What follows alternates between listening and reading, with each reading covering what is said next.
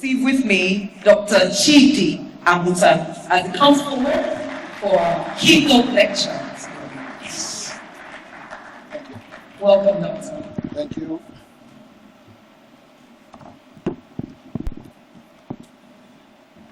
I'm very happy to be here. I'm also very pleased with the MC for not prolonging the ceremony. I fully realize that we're running short of time, and I will, as much as possible, try to my own side of the bargain. Unfortunately, or it's not, I would say unfortunately, I would like Professor Shoyinka to say for me, because what is happening between Professor Shoyinka, myself, and Rotimi Amechi is like a relay race of generations. Professor Shoyinka was my teacher at the University of Ife when he came back from exile in Ghana. And by some coincidence, Rotimi Amechi was my student at the University of Akron. So you can see the transition. I wouldn't know whether I have turned out a disappointment to Professor Shoyinka. But I know that Rotimi has been a very brilliant illustration of what we try to do as teachers in the university system. Prof, if I have been a disappointment, please forgive me, sir. Now, when I got the invitation to deliver this lecture, I was a bit troubled, but it was Rotimi himself who picked up the telephone to call me and say, Oga, you have to give a lecture. I said, what is the problem? What's the subject of the lecture? So, oh, it's about poverty. And I said, for what occasion? He said, oh, his birthday. I said, what birthday? He said, oh, 60th. I said, you? 60 already? We laughed over it. I had no problem with accepting the invitation for one reason. The reason is my proximity and familiarity with Rotimi. As the MC hinted, I have known him for close to 40 years.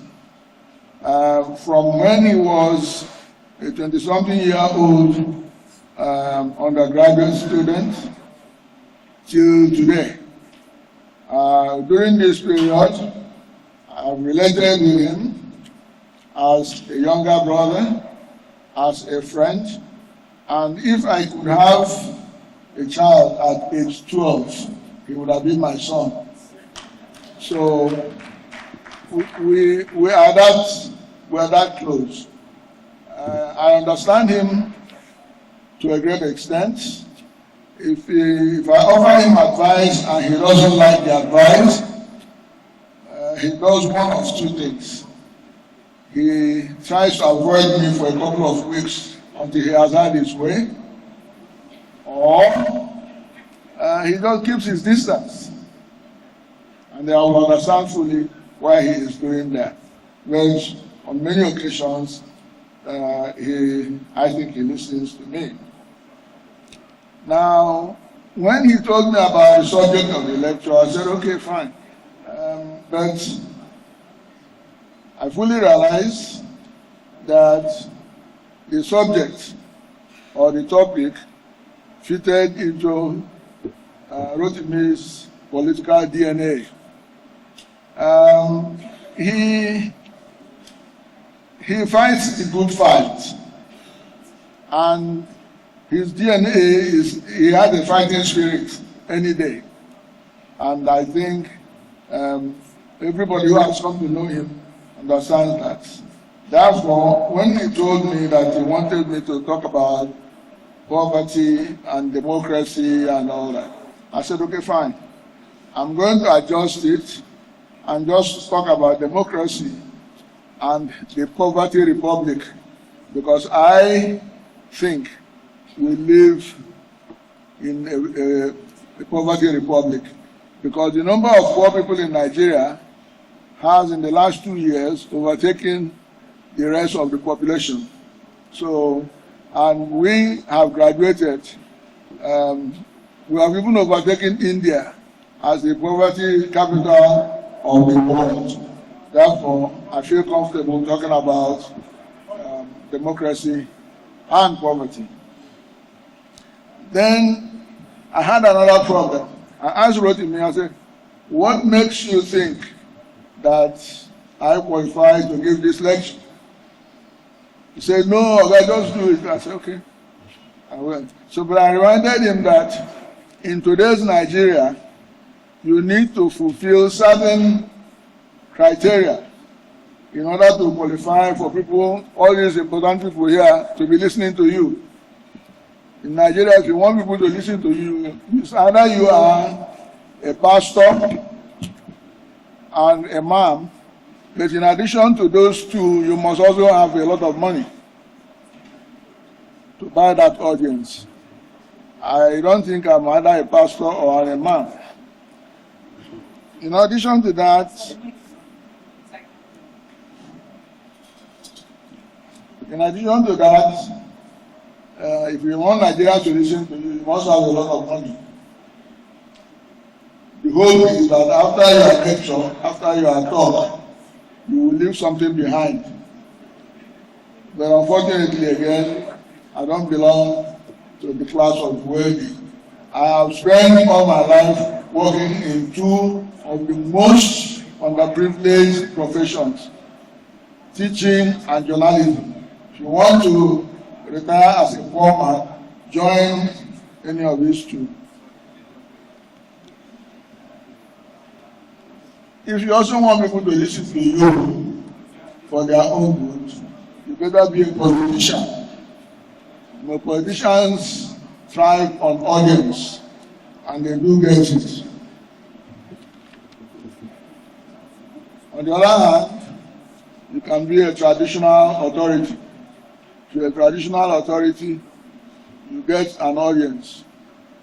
Unfortunately, I'm not a chief. Don't have a chieftaincy title. There is a more dangerous and creeping category of speakers who gets an audience, whether you like it or not. They are in the social media. In the social media, these days, you turn on your phone in the morning, somebody is giving you a lecture.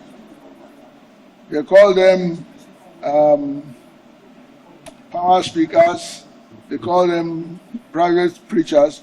These are dangerous because they are communicating to you or with you directly, one-on-one, on your phone. You cannot escape. If it was a large audience like this, you can decide to walk away. But if somebody early in the morning wakes you up and talks to you on your phone, you probably have no choice. You have to listen. Having said that, the two subjects that are bound together today in what I want to talk about is democracy and poverty. What is the relationship? Now, whether we like it or not, democracy is a function of choice. The choice of the people about who governs them, who rules them. Who governs or who rules them.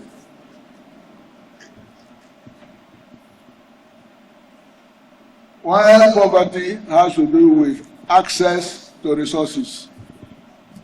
the farther you are away from the source of resources, the poorer you are. The nearer you are to the source of authority and power, the more you are privileged in the democratic terrain.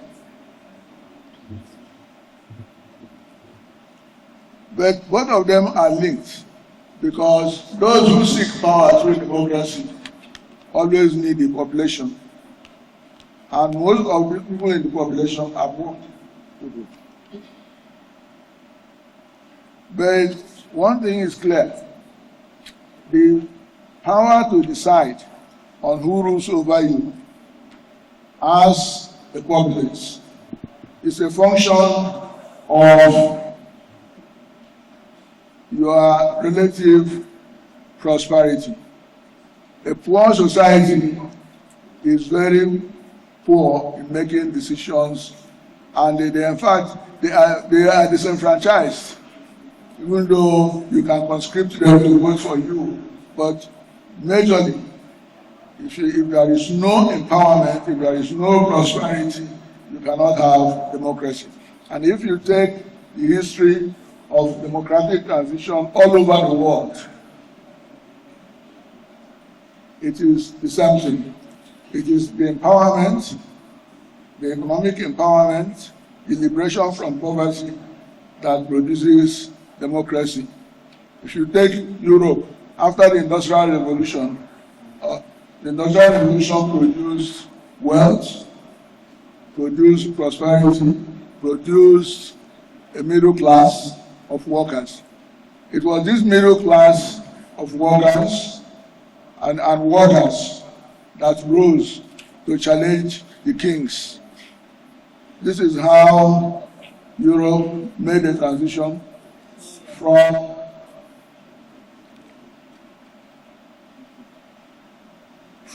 monarchism to popular republic.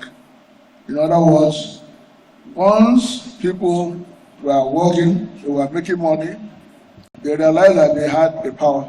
And why would the king and the queen be ruling over them? So what happened? You had all the popular revolutions. They beheaded the kings, they dragged the queens by the roadside, they overthrew the monarchy and empowered the popular parliament. Instead of kings, they began to have prime ministers and presidents. Where the kings fought a rearguard battle, they say, okay, we can have a ceremonial monarchy, but real authority and government must come from the people themselves. Therefore, the point I'm making here is that economic empowerment, economic power, the conquest of poverty is what enhances the rise of democracy, not the other way around. Now, if you look at Africa, just broadly, because we don't have a lot of time, you will find out that in Africa, it's the other way around. Colonialism bred an elite. The elite decided with the colonialists that democracy is the best form of government.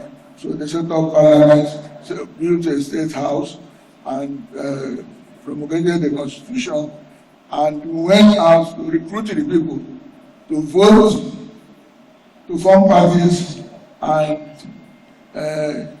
set up democracy. So it's democracy from the top. It wasn't that because people had become rich or become prosperous that they opted for democracy in Africa.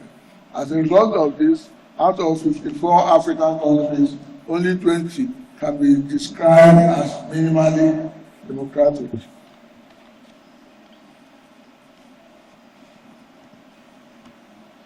What has emerged in the world is that these two concepts, democracy and poverty, or poverty elimination, have come to dominate.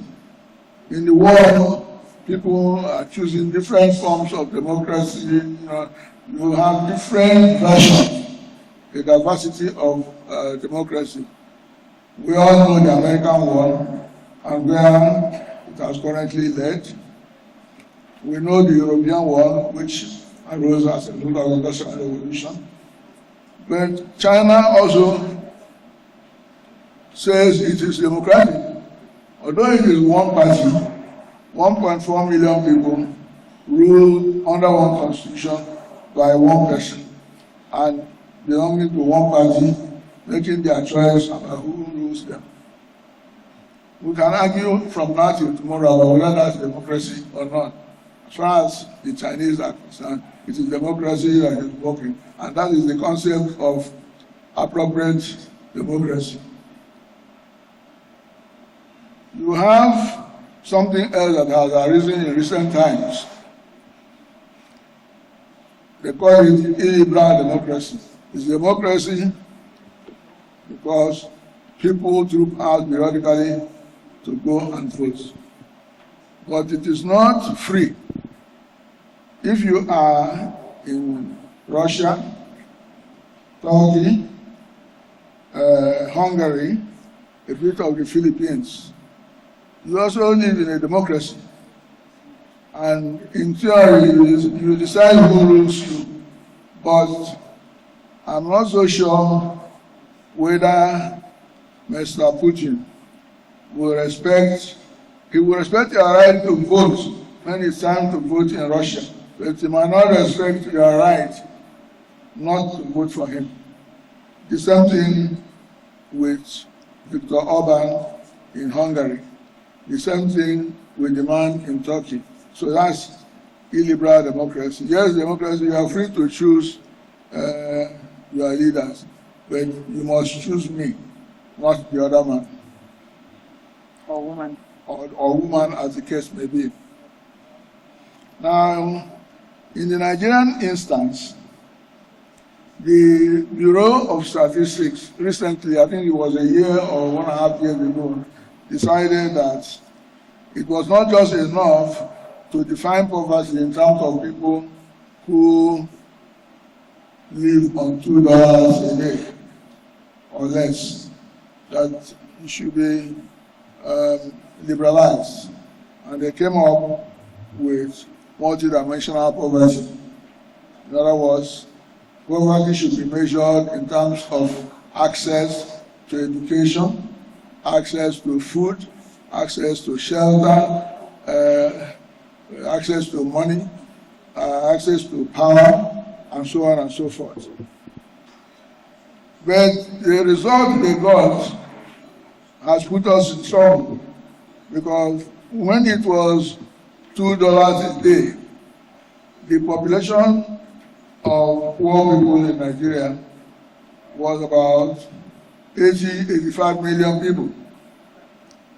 But with multidimensional poverty, when they put in people who have no access to all the essential things of life, Nigeria's poverty population ballooned to about 130 million out of roughly 200 million. What does that mean? It's frightening. What it means is that the number of poor people in Nigeria has now overwhelmed and overcome the rest of the population. So we are now living squarely in a poor republic. And no matter what economists say, the multidimensional poverty is more scientific, it's more realistic, and its simple logic is that if you are living in a country where the rate of population growth is faster than the GDP growth, then your highway to poverty is assured, and Nigeria fits squarely into that. Now, this thing that they call poverty, people gathered in this assembly may not understand it, they might even wave it off. But some of us who grew up from poor background understand that poverty is not a joke. It doesn't joke about its effects. It afflicts people, it leaves scars, it invades and ravages, and dominates and pervades whole segments of the population. It also conquers territory. Poverty conquers territory, because if you check Abuja and Lagos, for instance, you find out that places that were started and established as high-brow estates and neighborhoods have in recent times been overwhelmed and overtaken by slums and ghettos. So poverty conquers territory, but in conquers territory in its own peculiar way.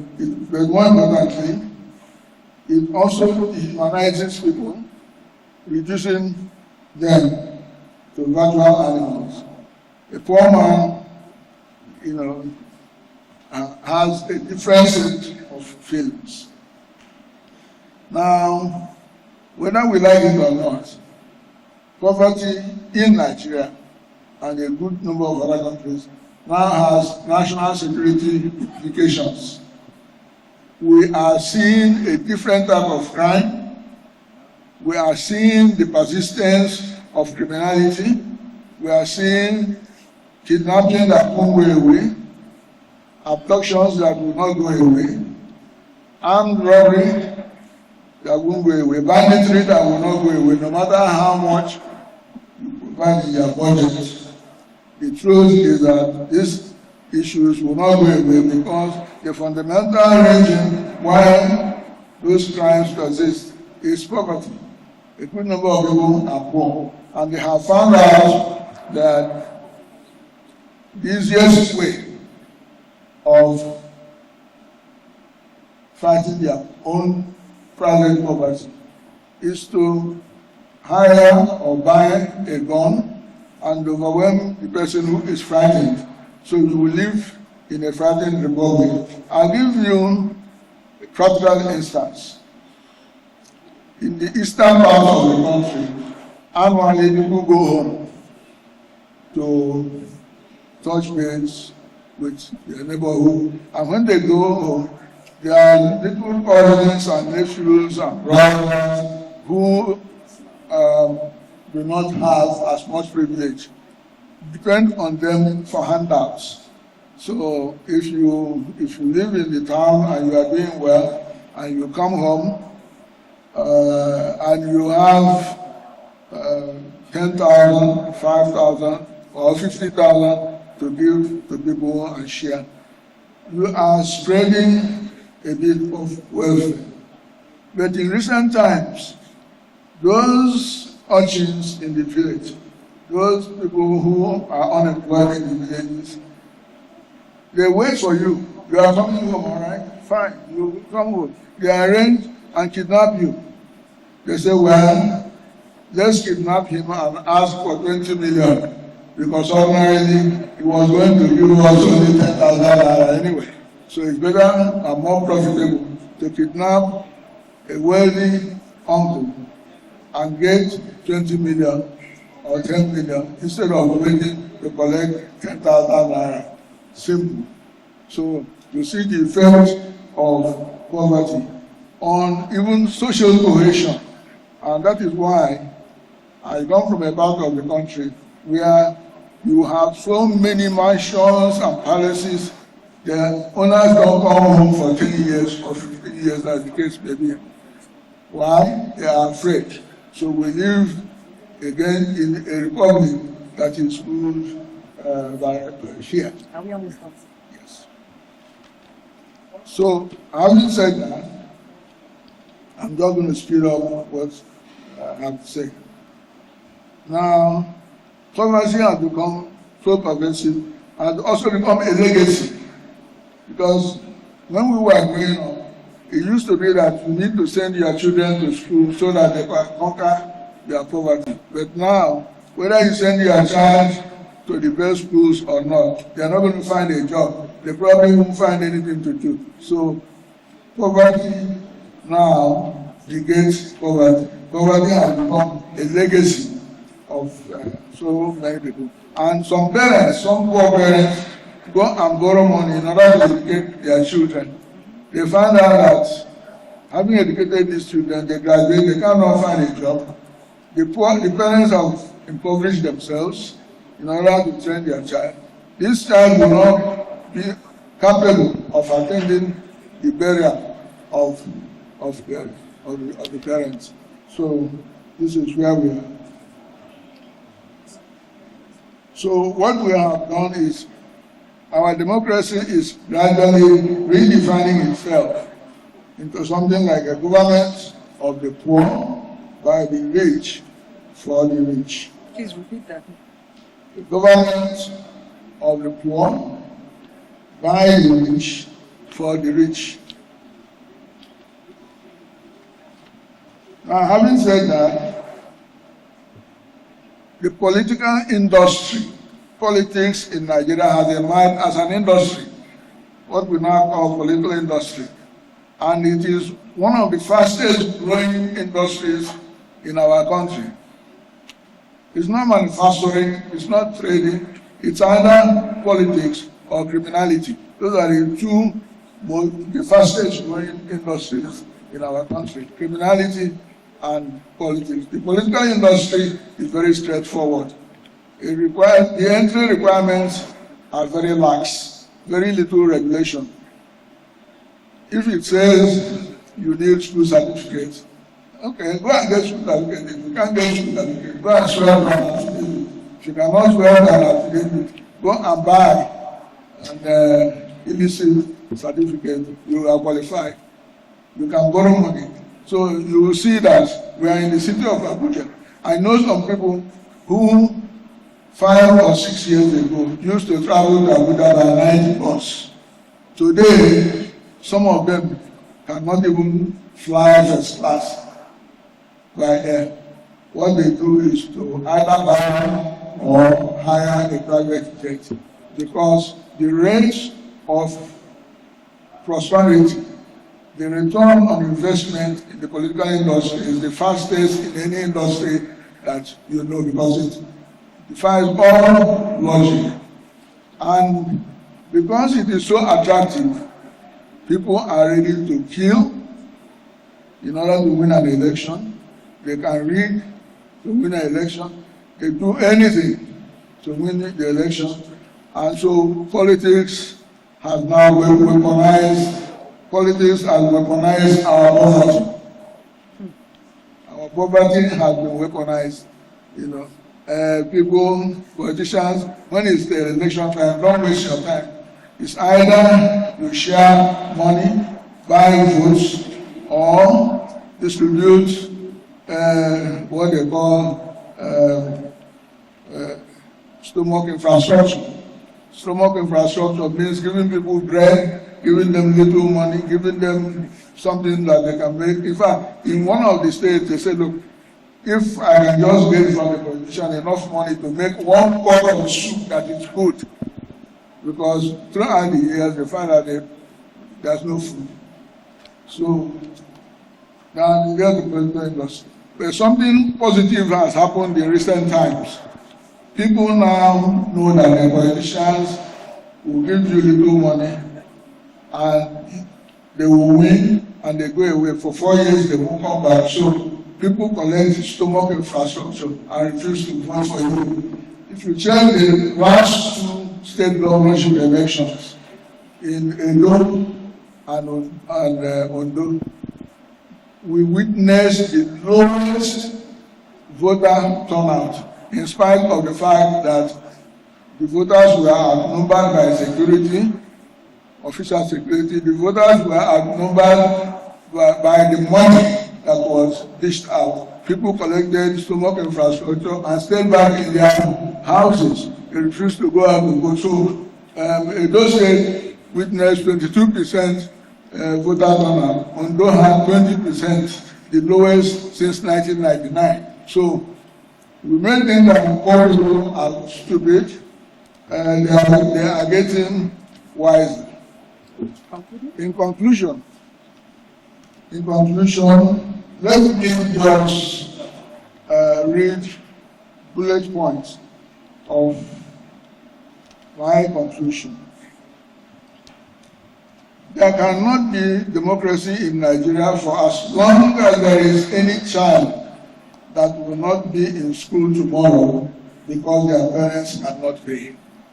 You can't have a democratic country in which children can't go to school because of school fees. We cannot talk of democracy in Nigeria for as long as there are still children anywhere in the land that have to depend on oil lamplight or the moonlight in order to read for their exams. You can't have democracy having meaning in a country like this, where some school fees, some classrooms have no roof, or children study under the trees. And you can't have democracy where so many Nigerians go to bed without food, and all election results are announced 2 years before the election takes place, and you say you are having democracy. 2 years away the election, but the result is announced today. Or when voters are chased away by thugs from election centers, you can't say you have democracy. Similarly, you cannot have democracy when the election results are issued for voting centers where nobody voted. People didn't show up here to vote, but you have INEC result sheet verified, signed, stamped, and you say you are doing democracy. You cannot. And if we continue to buy votes as if we are buying tokens, the street bazaar, we cannot claim that we have democracy. Therefore, our citizens who are experiencing extreme poverty, our children who are witnessing or experiencing extreme deprivation, they are not hopeful. No matter what we politicians and intellectuals and media say, hope is not foisted. You don't impose hope. Instead, all these people who are suffering all these deprivations, I would call them midnight children. They are the midnight children. They are condemned to torment us forever and ever after. Thank you very much. Please keep the applause going for our keynote lecturer of the day, who has done extreme justice to the topic given, weaponization of poverty as a means of underdevelopment. He has done the case study. He has told us what this means, what may be causing it, how to fix it. And one of the greatest things we took away is education. He says, until all children are educated, they will